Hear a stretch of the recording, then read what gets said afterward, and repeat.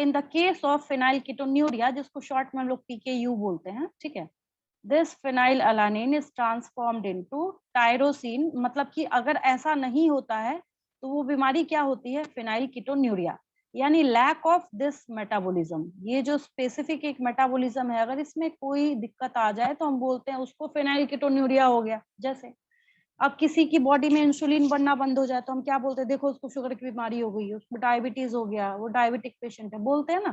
तो ऐसा मेटाबॉलिज्म भी है, लेकिन ये नॉर्मली लोग नहीं जानते, ठीक है, रेयर है। तो इस केस को हम लोग क्या बोलते हैं, फिनाइलकीटोन्यूरिया बोलते हैं। ठीक है, मेरे ख्याल से सबको समझ आ गया होगा। इसी वजह से मैंने आपको बोला था कि नेक्स्ट क्लास में मुझे याद दिलाइएगा, मैं इसकी क्या करूंगी, आप लोगों को डिटेलिंग कर दूंगी। ठीक, अब जो प्रीवियस वाला इसका पेज है उस पर हम लोग लिखना स्टार्ट करते हैं।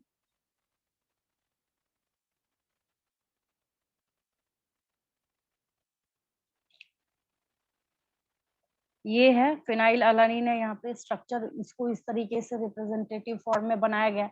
ऑर्गेनिक केमिस्ट्री में जहाँ कुछ ना लिखा जाए वहाँ क्या होता है, कार्बन। वहाँ क्या होता है, कार्बन होता है। क्या होता है, कार्बन होता है या नहीं। मैं क्या करूं, मैं केमिस्ट्री में ऐसे ऐसे ऐसे ऐसे ऐसे ऐसे बना दूं, ये कर दूं, ऐसे कर दूं, ऐसे कर दूं, ऐसे कर दूं, तो लिख तो नहीं रहा है। यहाँ पे देखिए, क्या कोई फिनाइल या बेंजीन बनाते वक्त कोई लिखता है क्या कि यहाँ कार्बन बैठा है, नहीं। जहाँ कुछ नहीं है वहाँ कार्बन है, क्योंकि अकेला कार्बन जो है आपकी पूरी इनऑर्गेनिक केमिस्ट्री पे भारी है। 10वीं क्लास में जब आपने ऑर्गेनिक केमिस्ट्री पढ़ा था, वहां पे आपको एक ही बात सिखाई गई थी, carbon and it's compounds. Carbon की पूरी फैमिली, उसके पूरे परिवार को मिला के जब आप पढ़ाई करना स्टार्ट करते हैं तो वो ऑर्गेनिक केमिस्ट्री। और एक कार्बन में इतनी कैपेबिलिटी है कि वो अकेला हट के ऑर्गेनिक केमिस्ट्री बना देता है, बनाता है नहीं बनाता है ना। चलिए, बहुत हो गया डिस्कशन। तो यहाँ पे मैं आपको क्या बता रही थी कि ये फेनाइल अलानीन जो है एक अमीनो एसिड है। ठीक है, जो बच्चे लेट कनेक्ट हुए थे, मतलब लेट से एडमिशन हुआ है जिनका, उन बच्चों को भी सारी चीजें बेसिक से समझ आ गई होंगी यहाँ पे। ठीक है, अभी तो एग्जाम का कोई पता ही नहीं है। इस बार तो हुआ ही नहीं, तो पता नहीं आप लोगों का कब जाएगा, अगले साल होगा या हो सकता नहीं होगा, जो भी हो, है ना। तो आराम से कीजिए अभी। और आप लोगों के पास भी गोल्डन अपॉर्चुनिटी है कि बहुत डिटेल में मैं आपको सारे टॉपिक्स लेक्चर्स दे रही हूँ, उसका बेनिफिट उठाइए, आपके ऊपर डिपेंड करता है ना। कुछ बच्चे बेचारे तो लगता है मेरे असाइनमेंट क्वेश्चन से इतने तंग आ गए कि वो क्लास ही नहीं कर रहे अब। चलिए, कोई बात नहीं। मैम मैं सेंड की थी, अब आप आगे चेक मैं यहाँ की। पे आपको लिखना स्टार्ट करती हूँ। ठीक है, अब ये क्या है, अमीनो एसिड के 20 टाइप्स जो आपने देखे, उसमें एक टाइप है फिनाइल अलानिन, कुछ नया नहीं है यहाँ। हाँ, इसका तो कितने बजे, लगता है कि सुबह 3-4 बजे के करीब में बीना का असाइनमेंट आया है ना। उस टाइम पढ़ाई कर रही थी ये। Yes ma'am. चलिए, मेरे सारे बच्चे ऐसे भी कॉन्शियस होते हैं, यस मैम, जो 12 से कॉन्शियस होते हैं 4। वही टिकते हैं। 4।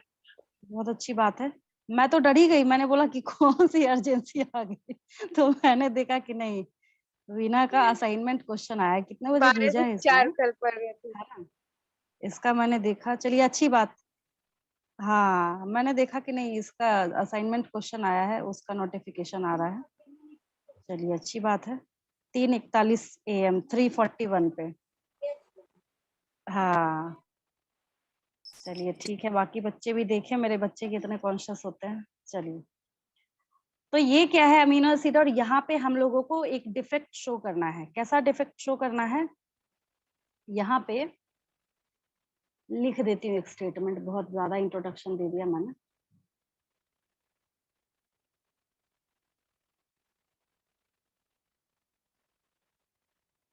इन the case of phenyl ketonuria, in the case of phenylketonuria, a specific mechanism, specific metabolism mechanism कर देती हूँ, और specific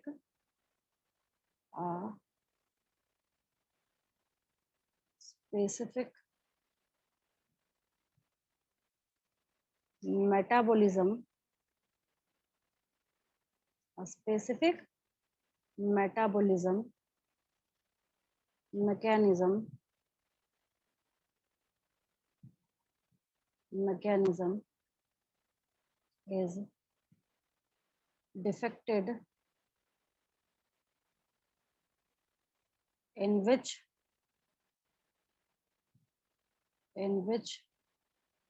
due to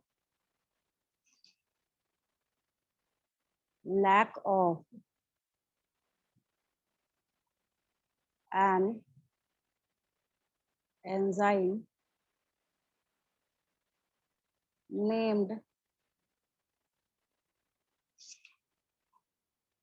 क्या नाम है एंजाइम का? Phenylalanine hydroxylase.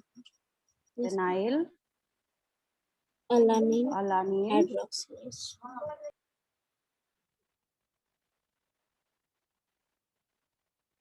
हाइड्रोक्सिलेज, हाँ, lack of an enzyme named phenylalanine hydroxylase amino acid, ऐसे ही स्टार्ट कर देती हूँ, amino acid phenylalanine is not converted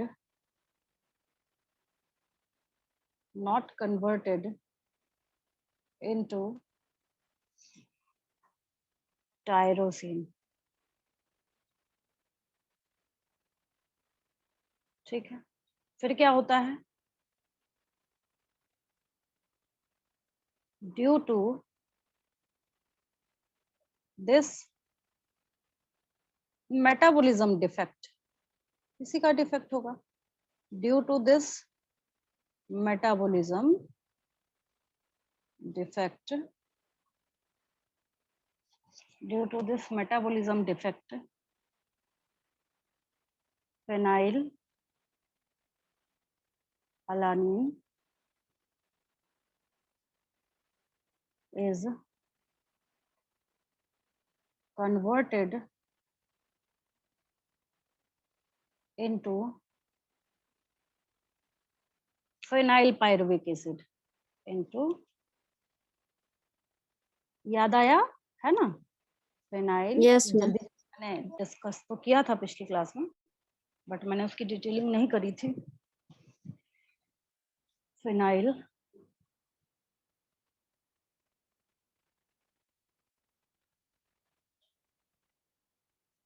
ये, हाँ चल गया, फेनाइल पायरुविक एसिड।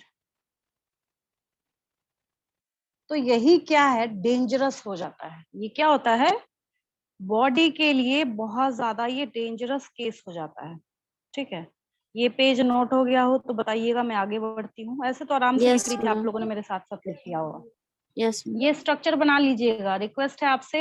ये सब जो है ना, ये 2 in 1 काम आप कर रहे हैं, केमिस्ट्री बायो दोनों एक साथ तैयार कर रहे हैं। यस मैम, बना कॉपीराइटेड नहीं है बायोलॉजी का कि भाई सिर्फ वही बच्चा याद करेगा। What is the structure of phenyl alanine, है ना? तो ये सबको पता होगा, हो जाए तो मुझे बताइएगा। हो गया मैम, कंप्लीट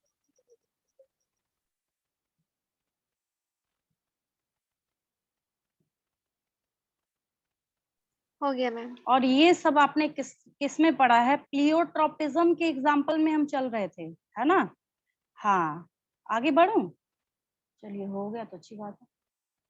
चलिए, ये सब जो है हम लोग जो ये सब कुछ पढ़ रहे हैं, हाँ, ये हम लोग प्लियोट्रोपिज्म के एग्जाम्पल में चल रहे हैं। किसमें चल रहे हैं? जो मैंने वहां पे बताया था आपको, प्लियोट्रोपिज्म का केस।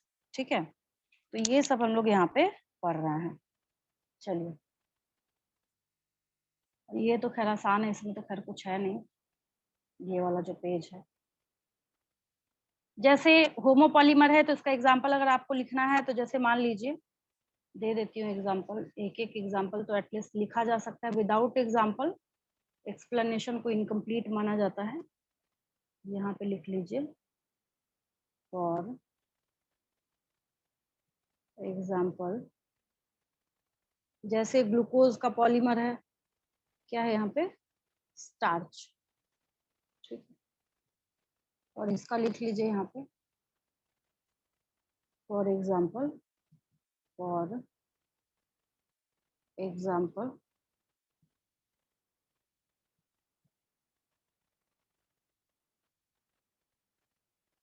प्रोटीन। क्यों, एक छोटा सा रीजन मैं बता देती हूँ आपको। देखिए, प्रोटीन के केस में क्या होता है ना, मान लीजिए प्रोटीन बनाना है आपको, क्या बनाना है, प्रोटीन बनाना है, ठीक है। तो ये एक, मान लीजिए ये एक क्या है, अमीनो एसिड है, दूसरा क्या है, ये अमीनो एसिड है, ऐसे and so on, beads on a string like. ये स्ट्रक्चर जो है, मतलब अगर आप ऐसा इमेजिन करना स्टार्ट करते हैं कि एक धागे में बहुत सारे मोती पिरोए हुए हैं और ये सब क्या है, अमीनो एसिड है, तो गारंटी नहीं है यहाँ पे कि अगर number 1 amino acid is glycine, suppose कीजिए क्या है ये, ग्लाइसिन है, तो हो सकता है कि ये फिनाइल अलानिन हो जाए, पीएचई लिखा जाता है। फिर हो सकता है कि फिनाइल अलानिन के साथ साथ यहाँ पे अलानिन आ जाए, हो सकता है 2 बार 3 बार अलानिन अलानिन अलानिन, ऐसे शॉर्ट शॉर्ट में लिखा जाता है इन सबको, ऐसे ऐसे लिखा जाए। लेकिन फिर तो क्या जो सारे इसके मोनोमर है सिमिलर टाइप के हैं क्या, नो, नहीं ना।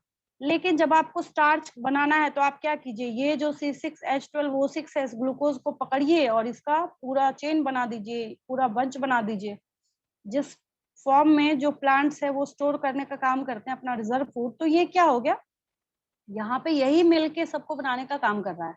तो ये होमो मतलब सिमिलर है, यहाँ पे होमो मोनोमर्स जो है ये सारे यहाँ पे लगे हुए हैं, जबकि यहाँ पे क्या है, डिफरेंट है। यही चीज मैं आपको उस टाइम बोल रही थी।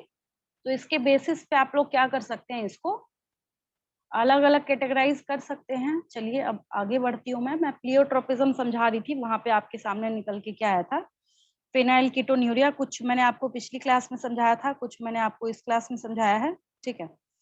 अब अगर हम लोग इसके कुछ सिम्टम्स की बात करते हैं, किसकी बात करते हैं, सिम्टम्स ऑफ, एक लाइन लिख लीजिए, क्या जाता है, पूछा जाता है नीट के एग्जाम में। सिम्टम तो खैर छोड़ता नहीं, अब इतनी सारी बीमारियां डिसऑर्डर हो गया कि हाँ कुछ हो या नहीं हो, लेकिन कोरोना का सिम्टम सबको पता होगा, है ना, उसका जो यस सिम्टम है मैम। वो सबको पता होगा। ये कॉल, कहीं पे कॉल करो तो उसी के लक्षण बताते हैं, भाई ऐसा हो वैसा हो ये हो, तो समझ जाइए कि कोरोना है, फला है ढिमका है, हर जगह पे वही बताया जाता है।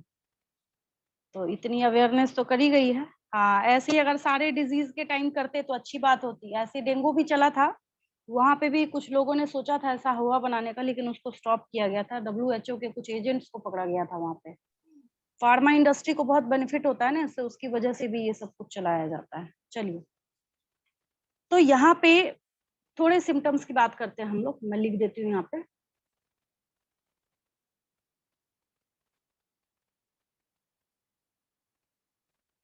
Symptoms of phenyl ketonuria. अब तो याद हो गया होगा आप लोगों को, आपको ये बात समझ आ रही होगी, इसी को PKU बोला जाता है, yes ma'am. Phenyl ketonuria, symptoms of phenyl ketonuria, ठीक है। इसके सिम्टम्स कुछ देख लेते हैं हम लोग। यहाँ पे क्या होगा, पहली चीज जो है, फर्स्ट यहाँ पे लिख लीजिए, मेंटल रिटार्डेशन। भाई सारा काम तो दिमाग का ही है ना, नहीं तो मेंटल असाइलम भेज दिया जाएगा सबको, है ना।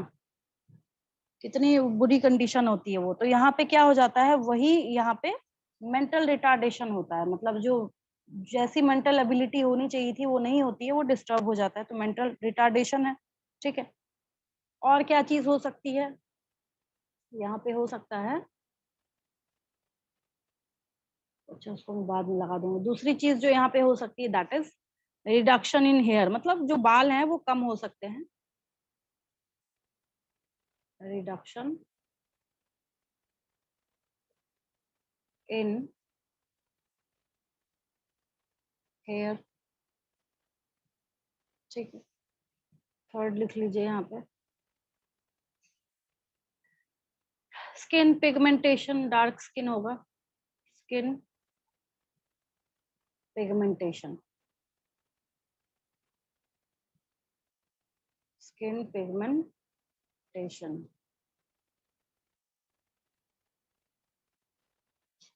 ठीक है, ये सब कुछ लिख लीजिए।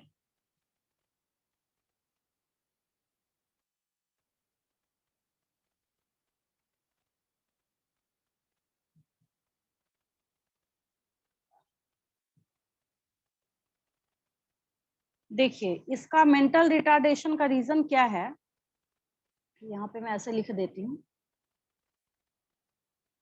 Due to accumulation of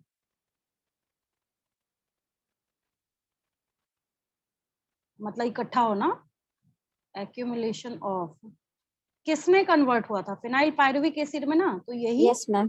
due to phenyl pyruvic acid, इसी को फिनाइल पायरुवेट लिखा है उस फोटो में जो मैंने पिछली क्लास में लगाया है। चलिए मैं भी कर देती हूँ यहाँ पे, फिनाइल पायरुवेट, इसी को फिनाइल पायरुविक एसिड बोला जाता है, due to accumulation of phenylpyruvate, ठीक है, इनटू ब्रेन। भाई वही जब हो गया तो आपके सोचने समझने की जो क्षमता है ऐसी नहीं रहती जैसी होनी चाहिए, ठीक है। ये सब क्या है, इसका साइड इफेक्ट है।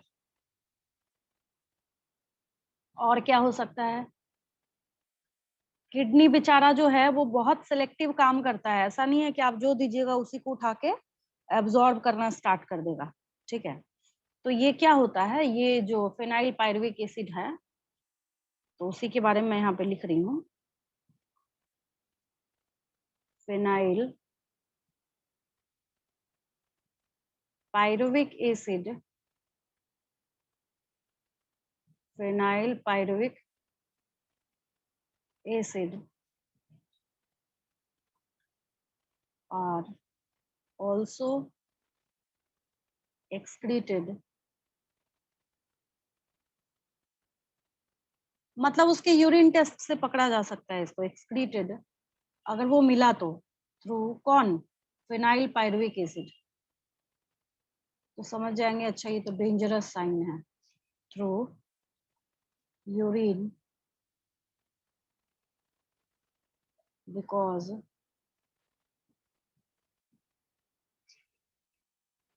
ऑफ इट्स पुअर एब्जॉर्प्शन,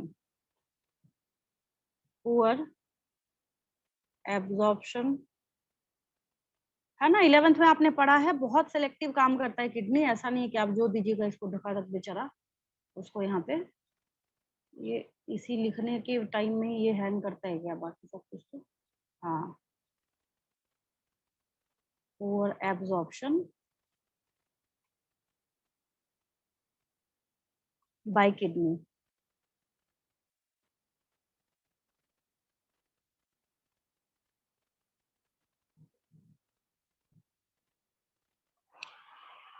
ये सब कुछ है, और भी छोटे छोटे होते हैं सिम्टम्स, बट मेन जो बेसिक है ये सब आपका ये दिया रहता है, ये चौथा पॉइंट आपके नीट के एग्जाम में दिया रहता है, विच ऑफ द फॉलोइंग, नीचे दिया रहता है, which of the following disorders is or are detected by the given description of a disease or disorder, ठीक है। आपको वहां पे लिख दिया जाएगा, phenyl pyruvic acid are excreted through urine because of its poor absorption by kidney, वो जानबूझ के वो आप समझेगा कि फिनाइल कीटोन्यूरिया लिख देंगे तो बच्चा पकड़ लेगा, या फिर फिनाइल के साथ लगा लगा के 4-5 और टर्म बना दिए जाते हैं।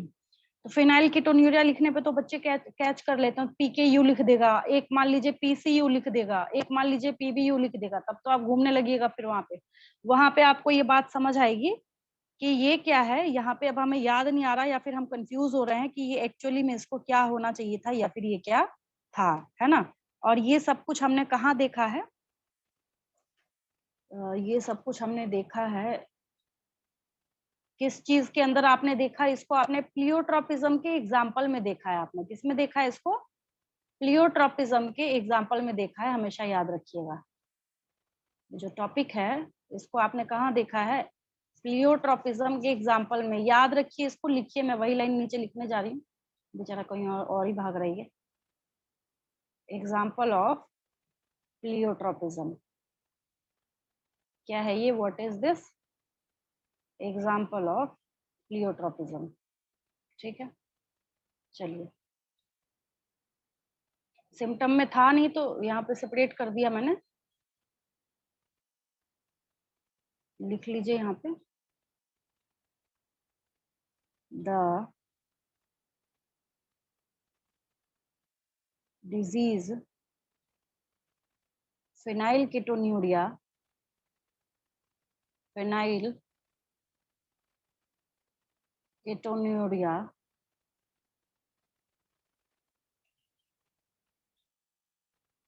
is a classic example of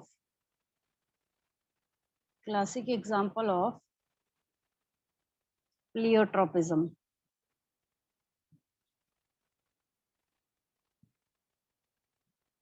प्लीयोट्रोपिज्म,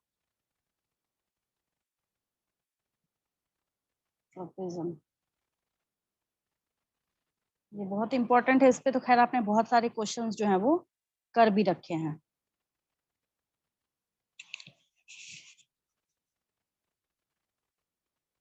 अच्छा एक चीज बताइए, यहाँ पे डिफेक्ट तो एक ही हुआ है ना, और एक डिफेक्ट में यहाँ पे क्या हो गया कि स्किन पिगमेंटेशन के लिए भी रिस्पॉन्सिबल है, रिडक्शन इन हेयर भी हो रहा है, फिनाइल पायरुविक एसिड का भी यहाँ पे क्या हो रहा है, पुअर एब्जॉर्प्शन हो रहा है किडनी से, जिसकी वजह से ये यूरिन के थ्रू क्या हो रहा है, बाहर आउट हो रहा है। ठीक है, तो ये सारी चीजें जो है वो आपने पढ़ा है फिनाइल कीटोन्यूरिया के अंदर, जिसको ये बीच में कुछ एक्स्ट्रा टॉपिक्स आए थे मैंने करा दिया, जिसकी वजह से आपको और अच्छे से ये समझ आया होगा, है ना। और ये प्रीवियस क्लास में मैंने आपको थोड़ा सा ये एक्सप्लेन किया था जल्दबाजी में, वही चीज है यहाँ पे। और यहाँ पे मैंने लिखा भी है कि एंजाइम है फिनाइल अलानिन हाइड्रोक्सिलेज, इसके मिसिंग होने की वजह से ये सारा जो है वो डिसऑर्डर होता है। ठीक है,